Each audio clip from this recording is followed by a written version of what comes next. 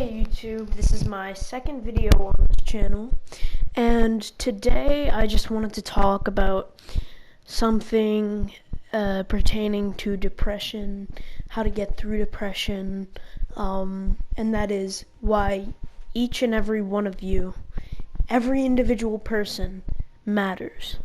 Now, this isn't going to be some corny, typical, oh yeah, you matter, because, yeah, you do.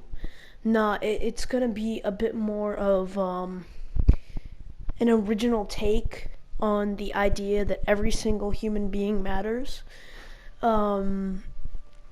pertaining to the fact that you find your reasoning, your meaning inside yourself. Now, I talked about this in the video I posted up yesterday, how life, although it may seem to have no meaning, or it may seem as if it is insignificant, really you create the meaning.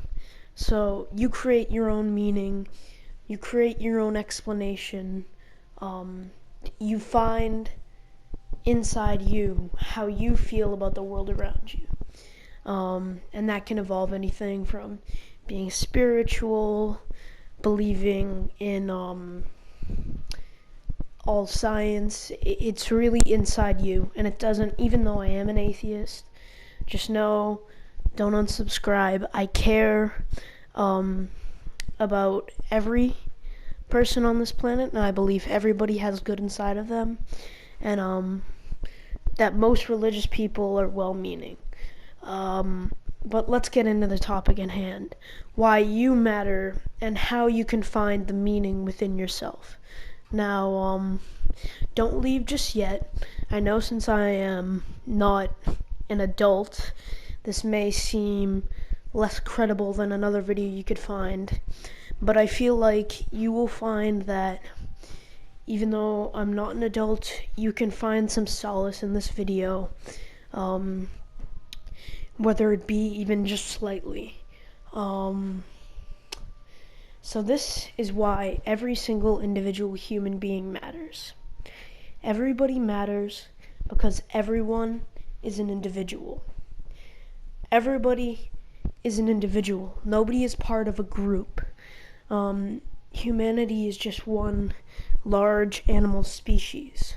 And we find the meaning or the reason we matter is the ability that we have to help others, to work with others, and but really the most important thing to get through depression is to look inside yourself, rationalize, think, should I really be depressed right now?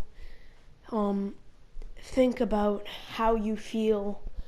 If you've just gone through loss, think about how the person you have lost would feel to see you sulking around, to see you upset. That is something that you can use to your advantage in becoming normal again, as an emotionally stable. Just think, if you're going through loss, how that person would feel to see you upset. Usually, most people come to the conclusion that the person they have lost would not want to see them upset, and therefore they must go on with life. But some can't come to that conclusion. It could be guilt, feeling like you weren't there for the person, but just know that it all happened how it happened. You can't go back in time. You can't change anything. So it's just, you have to accept. The person, if you feel as if you're at fault for their death, and you are grieving, just know that they loved you, and they know that it wasn't your fault. They loved you, and they would know that it wasn't their fault if they were still around. I do not believe in an afterlife, but if you do, you can seek more solace in that than anything else, because the belief in afterlife in moments of weakness is something that can comfort oneself and really help you look deep inside of yourself.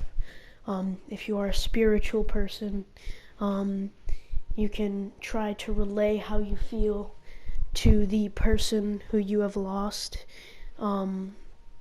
That should bring meaning back to your life, feeling as if you have communicated with the person you have lost and made solace with them.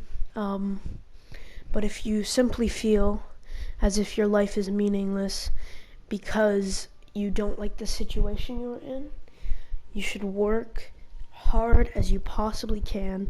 Now, this may seem cliche, and I know that in a lot of circumstances hard work doesn't work, since a lot of society standards are based on your class. But really what I'm saying, and if you're depressed about the situation that you're in and you feel as if you can never get out of it, I think that if you try and you are unsuccessful, you should just make peace with your situation. Just know that who you are is the most important thing to yourself. The situation you're in, the way you were living, the class that you are a part of doesn't define you. You define you. There is no dictionary definition for your name and your identity, because you define it. You are you. You look inside of yourself to bring out who you truly are. No group that you were a part of, no race that you were born into should define you. Groups break borders. There truly are no groups. As I stated before, we're the human race. And that's why we should always comfort each other, seek solace in each other, and get through our hard times together, and just fight as hard as we can to make sure we can continue living as we are, or continue living a life of happiness. Depression is a hard thing. I've gone through depression, and your perspective on depression will change throughout your life. Back in 2011, when I was much younger, when I would think of people with depression or talk to them, I'd say, hey, get the hell over it, idiot. But really now, after going through depression and really looking inside of myself, thinking about the greater picture, I found that depression, you don't need antidepressants, you don't need drugs to get through it. You just need your brain. Drugs are worthless.